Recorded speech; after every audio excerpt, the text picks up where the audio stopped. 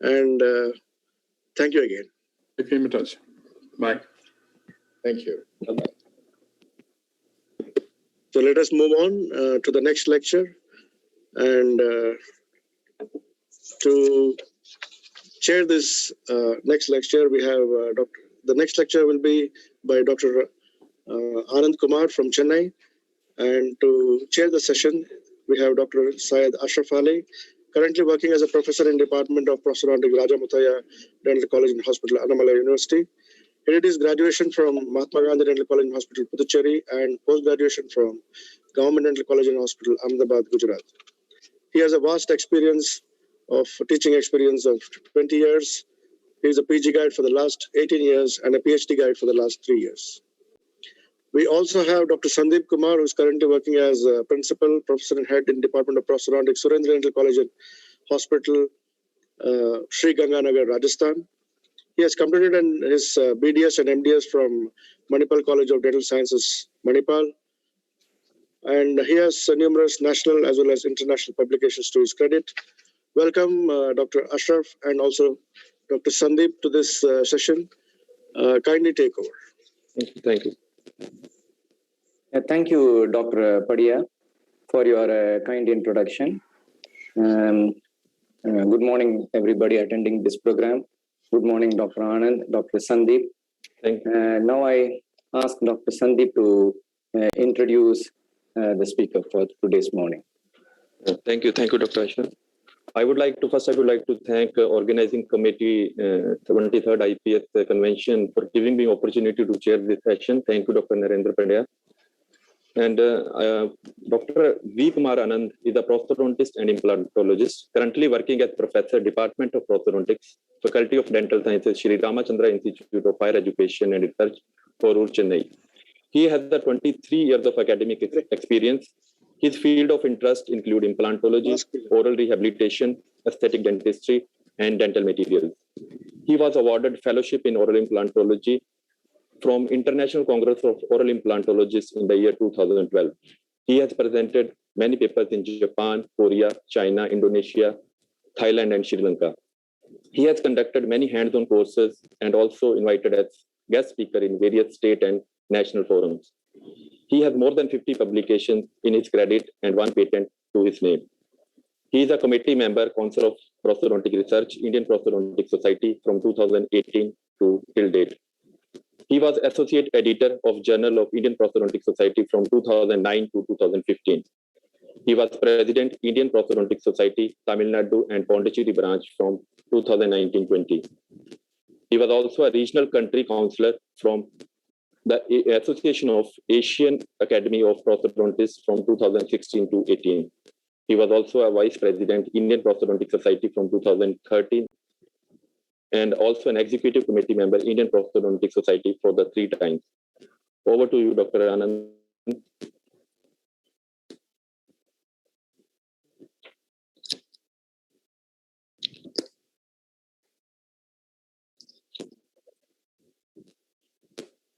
Hello?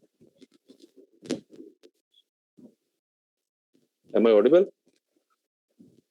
Very good morning and warm greetings.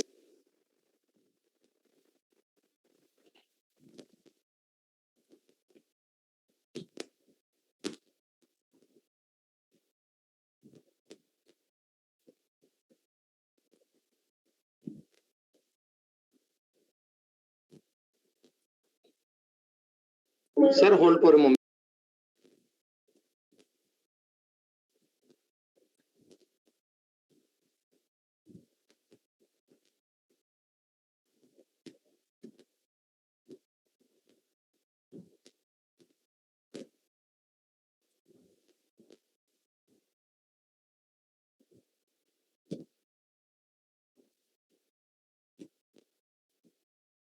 Very good morning and warm greetings to you all. The topic of my presentation today is going to be on management of failures, and I'm going to concentrate more on the management of these failures in a tooth-supported fixed partial denture. My entire presentation will be structured in this particular format, where we have to know what is a fixed partial denture, objectives of a fixed partial denture, what leads to failures, and we'll just slightly touch upon the classification of failures and elaborately on the causes, signs, symptoms, and management of conventional fixed partial denture failures. We all know, according to GPT, a fixed partial denture that is looted or otherwise securely retained to natural teeth or tooth roots and dental implant abutments that furnish the primary support to the processes. And what should be the objective of a fixed partial denture? Invariably or normally, when the patient walks into you, they will tell you that I'm not able to eat or I'm not looking good because my front teeth are missing. So these are the main two complaints given by the patient. And they're not worried about what is remaining the dentist should see. But when you're going to replace the occlusal function and aesthetic needs and satisfy the aesthetic needs of the patient, you have to make sure that you maintain the arch integrity. That includes the tooth positioning and occlusal relationship. And according to Devans, we all know we have to preserve the health of the patient by protecting the remaining tooth structure and the supporting anatomic structures also. So if the patient or if the operator does not satisfy one of these objectives, then the situation will lead to failure of the conventional tooth-supported fixed partial denture. What literature says? A 15-year-old longitudinal study by Terry Walton et al. Says that fixed partial denture have an expected survival rate of 85% at 15 years when the described clinical and laboratory protocol is applied. That means if you're so meticulously doing clinically and your lab support is so great, even then at 15 years, you have only 85% of success rate. So remaining 15% are still failing when you follow the correct protocol. How are we doing in our private practice right now? Are we meticulously preparing with the textbook type of preparation and is a lab supporting what exactly it's supposed to do? That's a big question mark. Again, the same author says that the failure rate increases with time. So when we evaluated the particular study, he said there was only 2% of failure at 1 to 5 years, 11%, 7% at 5 to 10 years, and 11% from 10 to 15 years old. That means when years goes by, you have to make sure that you recall the patient, make sure that this failure has been reduced.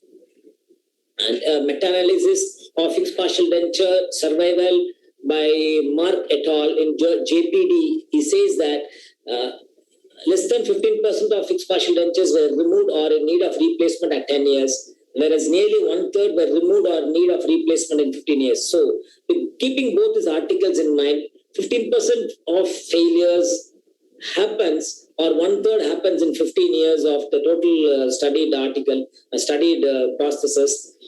And it says that you have to definitely come across these kind of situations.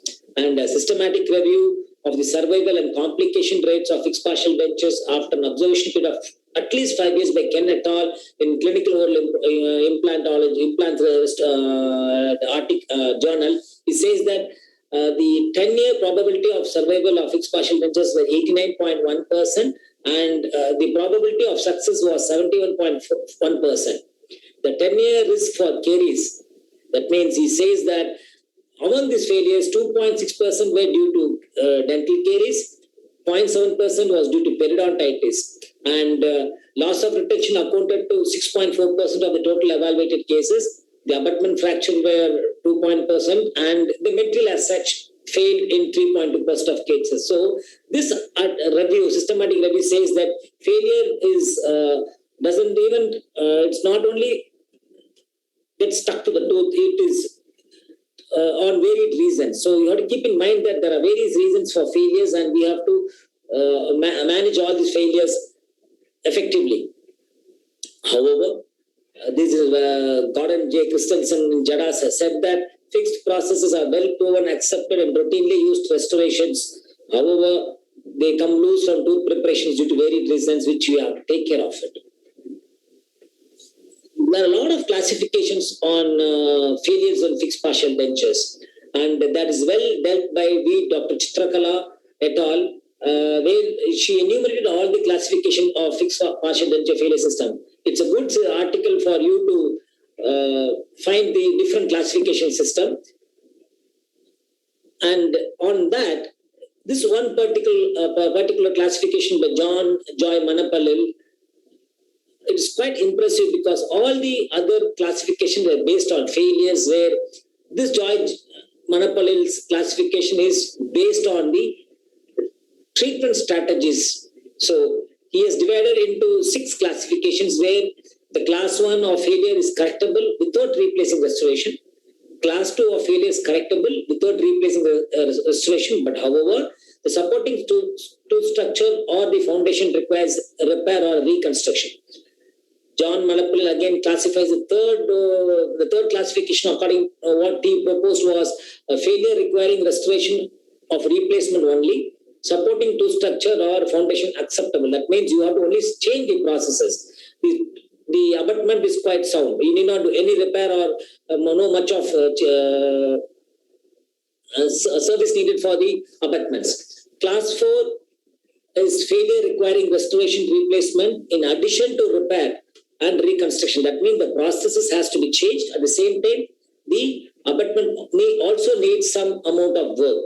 Class 5, he says that severe failure with loss of supporting tooth or inability to construct using original tooth support. So in this kind of patient, the fixed prosthodontic replacement remains possible through use of other or additional support. That means if the abutment fails, you can take an additional support from remaining natural dentition there, and you can still go for a fixed partial denture.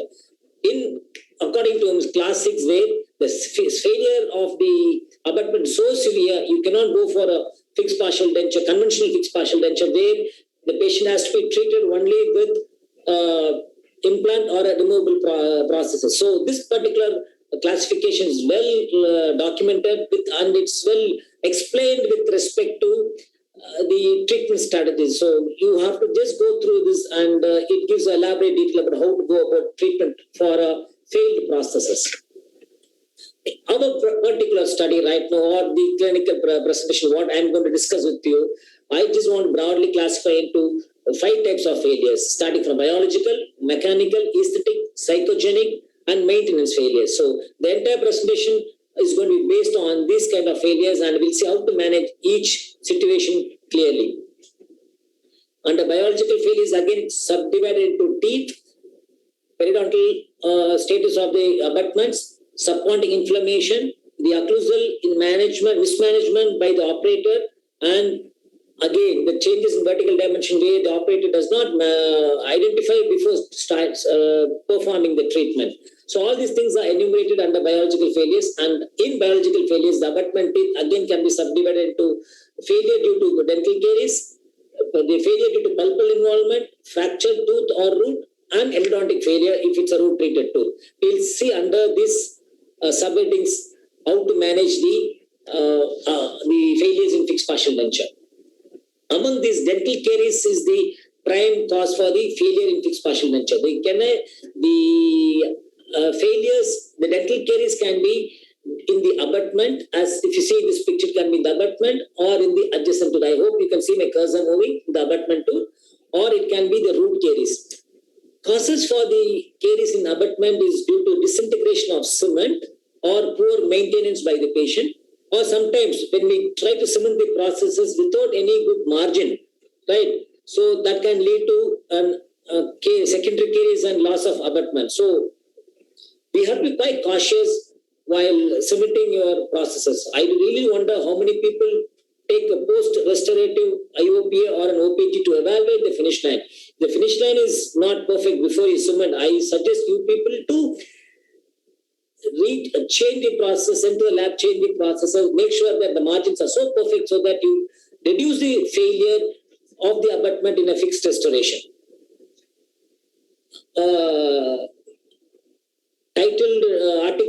Your manuscript titled Comparison of Marginal Fit of 3 Different Metal Ceramic Systems in Vitro Study by Dennis Petno et al. Right, says that up to 70 microns we can accept the marginal fit.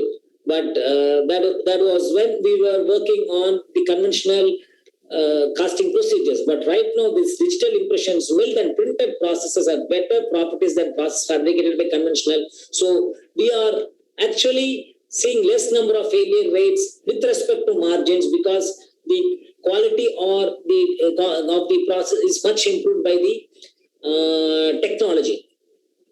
And in Journal of Prosthetic Dentistry, Jonathan et al. Compared the marginal fit of crowns fabricated with digital and conventional methods, where he finally concluded saying that fully digital fabrication method provided better marginal fit than the conventional method. So it proves that the margin fits are much better right now than the previous, and the failure because of this is much more reduced. Then the causes for your failure of the abutment again is poor choice of the material, where in this particular clinical case, if you see an acrylic veneer process was given which was ignored, and the patient came after so many years where you see the abutment was non-repairable, and we have to think about a retreatment. And again, as the case for the cause for root caries, like the abutment, it's because of gingival recession and pockets, where you do not maintain, or the patient does not maintain the oral hygiene properly. Your medication, xerostomia, most of these people, the debilitated patient, when they come across old people, right, we see more number of root cases because of these reasons. Marginal leakage and poor contact will be will also contribute to the cause for root caries. If such situation comes, what exactly you can do? It's 3 R's you have to keep in mind. Remove the processes, restore the tooth, and redo the processes. Again, it can be John Monopoly's class 1 or class 2, where you have to just remove the existing processes. Right? If you have to do any supportive work to the existing abutment, do it. Then re-cement or refabricate the processes. So it's just going to be simple, and only caution is, while removing the processes, do not use excessive force with the crown removers.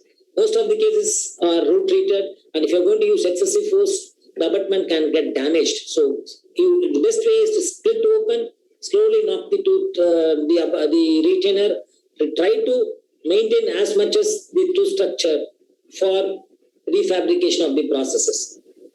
And the causes for the dental caries in the adjacent tooth is deficient proximal contact, maybe because we again not evaluated the proximal contact when you try to cement the processes. It's one of the most difficult clinical scenarios is this. When the crown doesn't fit, any operator, it's very difficult to find how much to trim on the proximal surface of the processes. Sometimes we overdo it. If you overdo it and quietly cement it, there's going to be a lot of food enlargement, and if the patient fails to maintain it thoroughly, end up in your caries in the adjacent tooth. And the article in Journal of Prosthetic Dentistry by Kaiser et al., where he said that you have to often modify the adjacent tooth for creating a good contact point. So we also do not do that, because we don't evaluate the contact point. We just prepare the abutment tooth and send to the lab for a fabrication, whether it's going to be a root treated tooth or if it's going to be a support for a 3-unit bridge. So you have to evaluate the contact point. If you think that the contact cannot be maintained properly, you have to modify the adjacent tooth, preferably to have a better contact so that there is no food lodgement. And Khayyam Akhtar's article on clinical evaluation of proximal contacts, he used a dental floss, and on a metal ceramic restoration, he found that approximately 56 or 57% were acceptable, and 32% of the entire cases what he studied was loose, and 13 were quite tight. That means the floss did not even enter. So in a complete metal restoration, he found that 63% of the processes were acceptable, 23% were loose, and 5% were quite tight. So just a dental floss is more than enough for you to evaluate whether you have a perfect contact or not. If you feel that before cementation, if everything is perfect and try to insert a dental floss, the dental floss has to go with some resistance. When you try to push it, the crown has to slightly pop out, right? That means it has some resistance, and it is an acceptable contact. If it's so tight and you try to push the adjacent tooth, then again there will be a lot of periodontal issues for the abutment as well as adjacent. So you have to be quite cautious in using your dental floss for evaluation of your contact area. And if there is going to be a adjacent to structural loss, you have to re-establish by doing a perfect processes, perfect filling, so that you establish contact and the area is kept more clean and patent, and patient can maintain whole hygiene also through home care measures. So putting all together, dental caries is a primary cause for failure of fixed partial denture, but specific radiograph, clinical and laboratory procedures can increase the length of service of this restoration. So this gentleman, Dr. Grevi Libby et al., right, has enumerated, and he has insisted on periodic recall visits, make radiographs, and make sure that these kind of failures in abutment can be reduced if identified much earlier.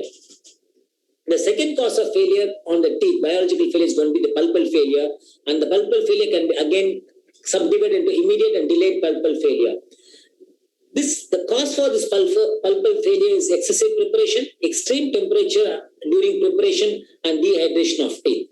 So when you prepare a tooth, you have to optimally prepare. I'm not going to say that 1.5, 1 millimeter, 3 millimeters, whatever it may be, but you have to have an optimal preparation. So most of the textbooks says that 1.5 to 2 millimeters on a supporting cusp for a retainer. But in an Indian clinical scenario, when the tooth height itself is going to be around 2 to 3 millimeters, how do you prepare? How do you expect a 1.5 mm of clearance? That means you have to choose your material properly. In those kind of situations, you cannot go for a metal ceramic restoration. You can only go for a metal restoration where the thickness of the metal is going to be 0.3 millimeters occlusely. You can maintain up to 0.3 millimeters occlusely. So the choice of metal plays a vital role before starting the treatment. You just cannot blindly go saying that I give a metal restoration or I can give a metal ceramic restoration.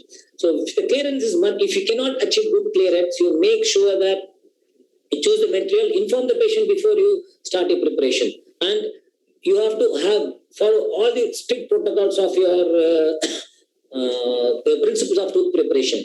And your standard textbooks are there, but Dr. Neelam Sharma's article on clinical tips in full veneer crown in JPD JIPS of our own journal is a good compilation of data, and you can just go through the article to know how a good full veneer preparation can be done. It deals with a lot of clinical tips. And one of the main cause for your pulpal damage is going to be the way you use your handpiece, right? Most of the cases, we don't just blindly prepare the tooth with whatever available in a college. And if you see in this particular picture on the left, there is a water which is supposed to use a coolant. At the same time, it has to clean the debris or the prepared tooth which has been accumulated between the diamond points, right? So if this is not working properly like this, that means it generates a lot of heat to the abutment, and if it's a vital tooth, it's definitely going to fail. So you make sure that the water is properly directed towards your diamond point. At the same time, it cools the tooth also. So handpiece, the way you work, plays a vital role in maintaining the vitality of the abutment.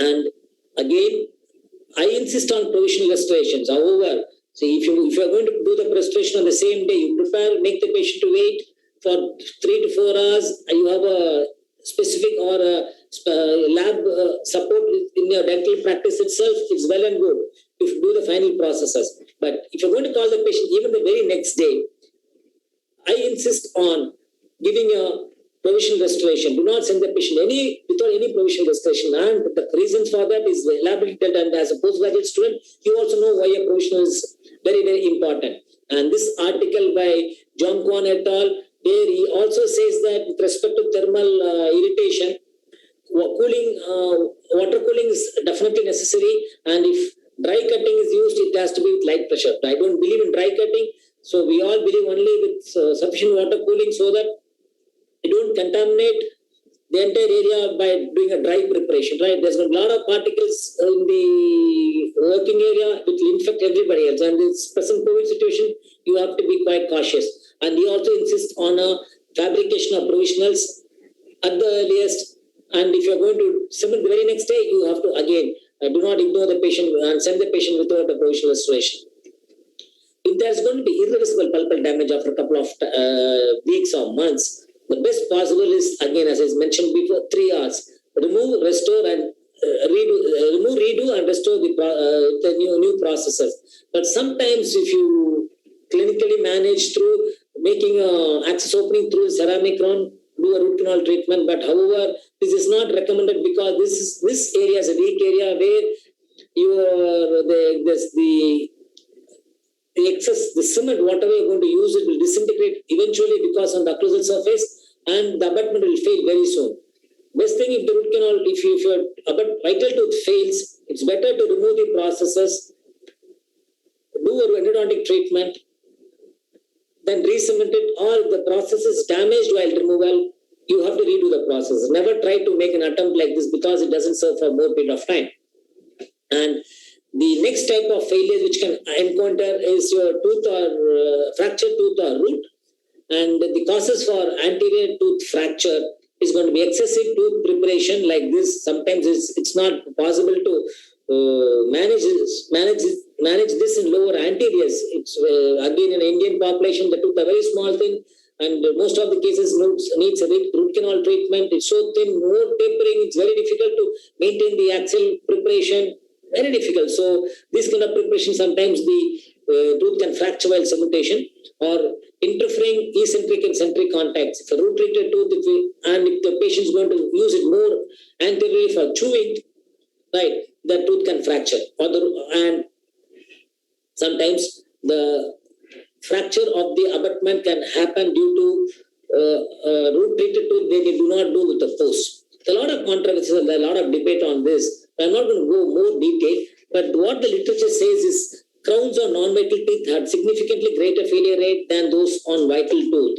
It's a 10-year longitudinal study, again by Terry or Walter.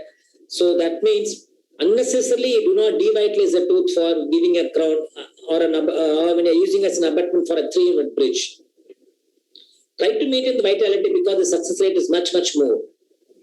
And again, same 15-year report on the longevity of the tooth. What Terry Walton has found is the anterior non-vital abutments have significantly increased failure rates than the posterior non-vital abutments. So you have to make sure that you maintain the vitality of the tooth. Do not do a root canal treatment just for namesake, thinking that is going to give a lot of failures. If you are going to do a root canal treatment and give a crown, invariably that also will fail. So your tooth on a vital tooth serves for more period of time than the tooth on a crown on a non-vital tooth. And why there is going to be more failure in non-vital tooth? Because of the moisture loss, architectural changes, and collagen alteration in the non-vital tooth. What it says is a 9% of moisture in pulpless tooth than in vital tooth, and there is a reduction of 14% in strength and toughness of tooth due to changes in collagen and degradation of dentin.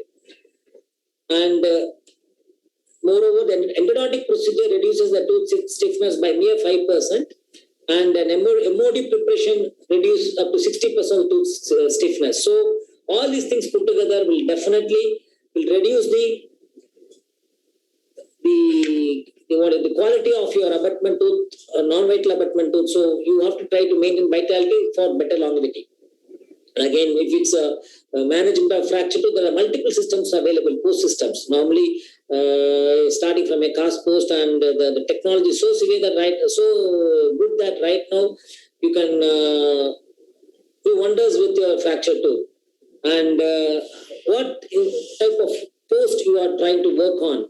It's again, it depends upon many factors, and Wang et al.'s on evaluation on fiber post versus metal post, he has on severely damaged tooth. He has concluded that with limited included studies and sample sizes, no differences are evident between fiber and metal post in anterior teeth, posterior teeth, post deboarding and root fracture. So he has not found any difference between fiber and metal post. Whereas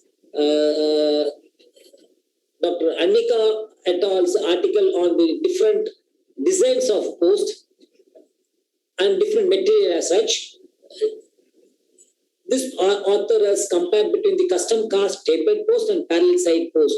And what the author has concluded is that a significant higher success rate was recorded for parallel sided serrated post. That means this author recommends, or this author says that your fiber post is much better than your parallel post. So there are a lot of controversies with respect to this, and my recommendation is you have to go for a cast post when there is less than 25% of tooth structure or 3 to 4 millimeters of vertical height is lost. Right. Then non-rigid post or your fiber post is when are quite commendable when you have 25 to 50% of remaining tooth structure, and there are more than 50% of tooth structure present, and if that particular tooth is not involved in any occlusal dynamic occlusion, you need not give a post at all. So if the tooth is fractured again, I recommend, if you are designed for a cast post, a good impression is definitely requested for making a cast. And preparation with an anti-rotational groove, right? You have to make sure that that is also been duplicated in a fiber, duplicate in a cast post for longevity. So this is a particular case where fractured abutment, right? And there's some amount of tooth structure remaining where I can just gain a additional support through ferruling, and this is the post restorative. And sometimes the tooth is fractured like this, and if you can manage through a composite resin, you just have to follow the routine protocol of your resin bonded restoration and do composite filling. And if the patient does not, or if the tooth does not involve much in your active or dynamic loading, I will not even suggest for a crown. For example, if this one particular tooth is root treated, and if you're going to go for a crown, how effectively you're going to manage aesthetics with respect to shade matching is going to be very difficult. Very difficult. Sometimes if you can match, it's well and good. You go for a crown. Otherwise, normally, if it's restorable and it is not involving in occlusion, I just recommend just ignore it. Do not do any superstructure for this tooth. Then if there can be actual loss of root in certain number of cases, if there is going to be actual loss, it's very difficult to conservatively manage. And again, this is article titled Diagnosis of Vertical Root Fracture in Endodontically Treated Teeth based on clinical radiograph and systematic review. What is found is there is no substantial evidence regarding the accuracy of the clinical and radiographic basis for the diagnosis of vertical fracture in endodontically treated tooth. So it's very difficult to enumerate the reason for a vertical fracture in endodontically treated tooth. And the causes for the fracture of the tooth, whether it vertical or horizontal, is improperly designed post or poor fit of the post, then trauma. Because root treated tooth has less or decreased neural feedback leading to excessive loading. When you try to bite, right, the tooth can fracture because of the less neural feedback. So you have to be very cautious, tell the patient not to bite or not to directly load the tooth with a heavy food substance so that the tooth fractures. Management of these kind of root fractures, if you can achieve some ferrule, do some crown lengthening procedures, try to purchase more of natural tooth and fabricate a new post with proper design and give a crown. If this cannot be saved, you have to extract the remaining portion of the tooth, fracture to root, and refabricate a process, a new design, maybe a 3-unit bridge, or take an additional secondary abutment or a primary new abutments to manage the situation. And again, an endodontic failure tooth, as I told you before, if you're going to do a root canal treatment for on inevitable purpose, make sure that the root is completely obturated. The canal is completely obturated. If you find something like this on a root treated tooth, you do not even take support. Try to complete the root canal treatment. Otherwise, you end up in solutions like this. Right. So try to complete the root canal treatment. Do a perfect root canal treatment. Make sure that the abutment is sufficient, or abutment is good enough to take support. And if it fails after your cementation of the processes, You try to remove the processes, do a complete root canal treatment if you can save the tooth, and redo the processes. Then the next biological failure is going to be periodontal status, and the cause for the periodontal failure on due to processes is because of poor marginal adaptation. If you're going to give a margin like this, right, and there's going to be gingival ingrowth here, and that will definitely lead to periodontal issues and over contour retainer axial surface. In this particular picture, it's a full mouth rehabilitation case where you see the contour of the axial walls so bulbous, right? That has led to more periodontal issues for this patient. Again, article by Jaffar Abdo on the axial contour alteration, where he evaluated the impact of restorative treatment on tooth contour and the effect of altered tooth contour on biological health. He concluded that you can alter the tooth to an extent, but make sure that the normal foot flow pattern is good and the patient can maintain the oral hygiene by himself thoroughly. Otherwise, if you cannot maintain it, or if there's no normal foot flow pattern, there is going to be a lot of periodontal issues, and you come across like the photograph what I showed in the last slide.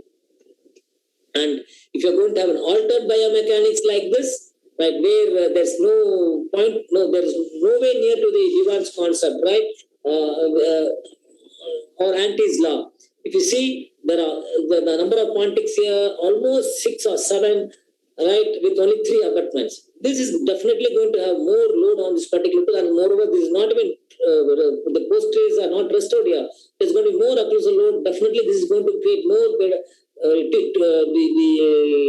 periodontal issues here, and it's evitable. You can see a lot of bone loss and inflammation around this particular distal abutment and processes of the rough surface. If it's going to be an acrylic processes and you encounter situations like this, right? Normally, if you're going to give a composite or an acrylic veneer process, make sure that it doesn't impinge or doesn't irritate your soft tissue. Make sure it's highly polished. And for all these cases, you have to make sure that the etiology has been removed. Like you have changed the process. If you require, do a periodontal therapy for all these kind of patients. Then the next biological failure is going to be a subpontic inflammation, where the causes for subpontic inflammation is going to be excessive pressure by the pontic or pontic contacting the too large in an area. So again, I really doubt how many people follow the textbook design of pontics, where sometimes they indicate your sanitary pontic for the lowers. Right? I doubt people follow that. So if there's going to be a lot of iatrogenic contact like this, then you end up in subpontic inflammation. Again, the causes for subpontic inflammation is going to be using a zinc oxygenol cement on a provisionals where you don't remove the cement after cementation. Right? In this kind, you can end up this kind of reddish tissues. Right? It's almost covered the entire tooth. And here, this particular picture on the middle picture, where the glass enamel cement is not being removed after cementation. The patient reported after 2.5 years with some failure. We tried to retrieve the crown and saw this particular picture, photograph, right?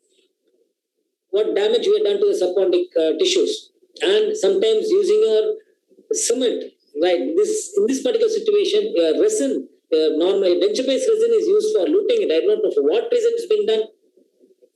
These kind of situations can arise to your inflammation in the subpontic region. All iatrogenic, and if you meticulously remove the cement, right? Normally, what you're supposed to use, supposed to floss and remove the cement. After cementation or before cementation, in this kind of processes, what normally we can do is insert a dental floss in between your or in the connector region, then place the cement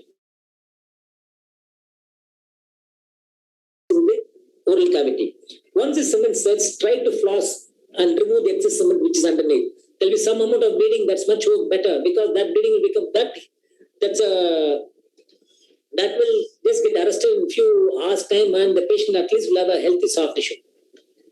And the second reason, or one more reason for your subpontic failure is going to be poor maintenance by the patient.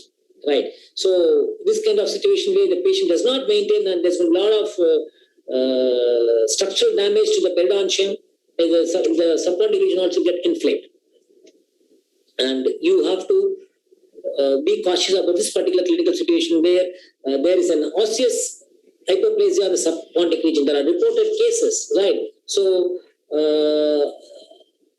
this article or this manuscript by Alcom et al. In European Journal of Dentistry, where he identified the subpontic osseous hyperplasia, and he said that's a slow-growing benign proliferation of your alveolar bone beneath the pontic region, and it does not require a treatment biopsy. And again, comprehensive review on subpontic osseous hyperplasia, International Journal of Prosthodontics says that it exists, and you need not worry much about it. But if you design your processes properly, you may not come across these kind of situations. And management is, as I mentioned it before, try to remove the excessive cement and make sure that the patient maintains it thoroughly. And when I say try to remove the excess cement, you have to keep a dental floss before cementation on the connector region. Try to floss and remove the cement. And between the adjacent tooth and the retainer, you have to place a floss and try to remove the cement what is available. So if you do that, you never come across subpontic inflammation, and you don't induce any disease to the patient. And occlusal mismanagement. Occlusal interference has to be meticulously dealt. And I hope we prosthodontists take meticulous care in managing the occlusion. So if it's going to be a single unit or 3-unit bridge, what exactly we're supposed to, we have to maintain the patient's existing occlusion. After cementation of the processes, the patient should not say that I am not able to bite on the other side, or I'm not comfortable biting on the other side. When I say other side, the contralateral side. If you're going to do a process on the left side, the patient has to bite thoroughly on the right side, right? Also, you have to maintain that. Make sure that the patient existing occlusion is maintained, right? Otherwise, you end up in a lot of troubles. And again, in short term, when I say short term, you cement today, patient walks in within a couple of days saying that I have pain and discomfort. Just a chair side dental management. You have to take an articulating paper of appropriate thickness. Try to see where your interference in both dynamic and static occlusion, relieve it, the patient's comfortable.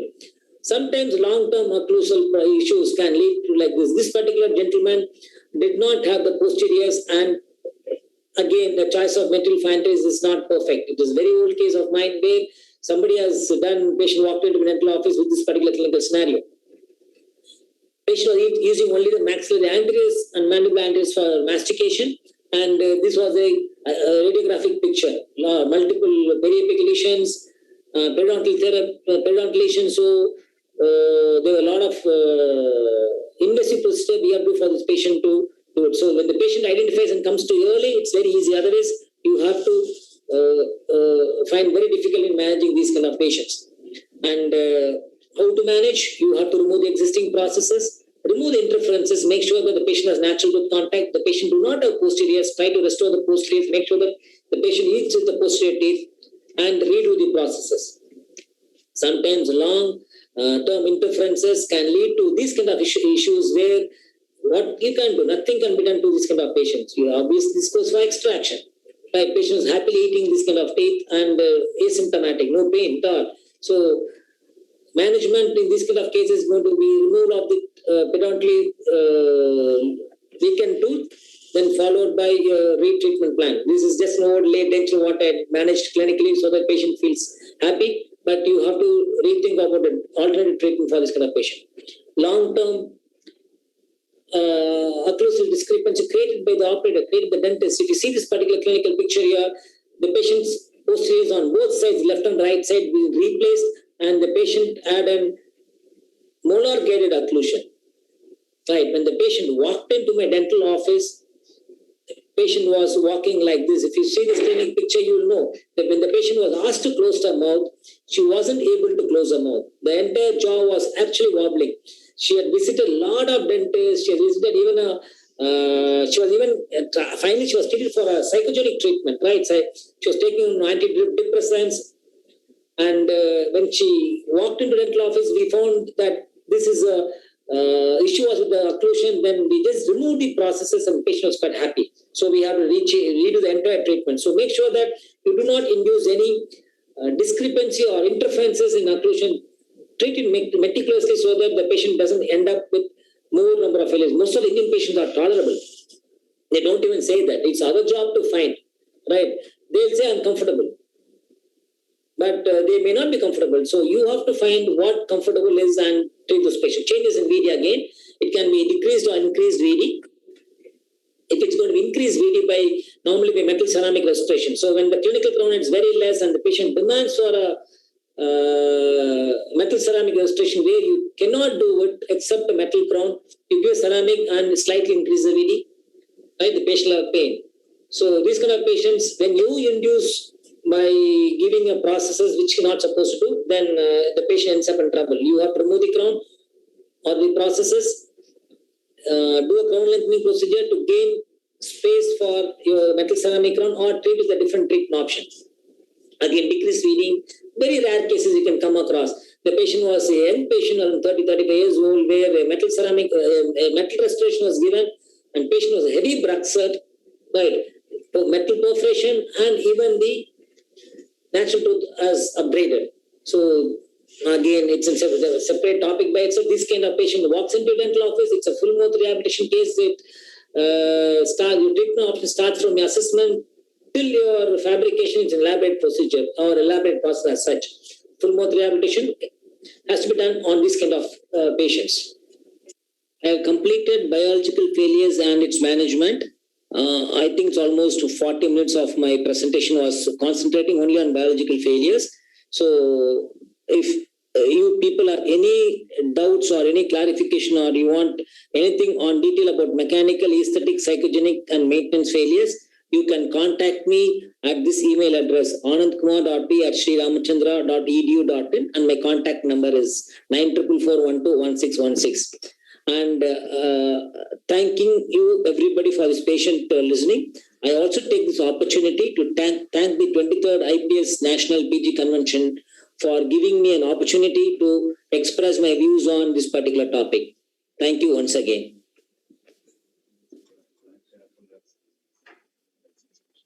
Yeah, thank you, Dr. Anand.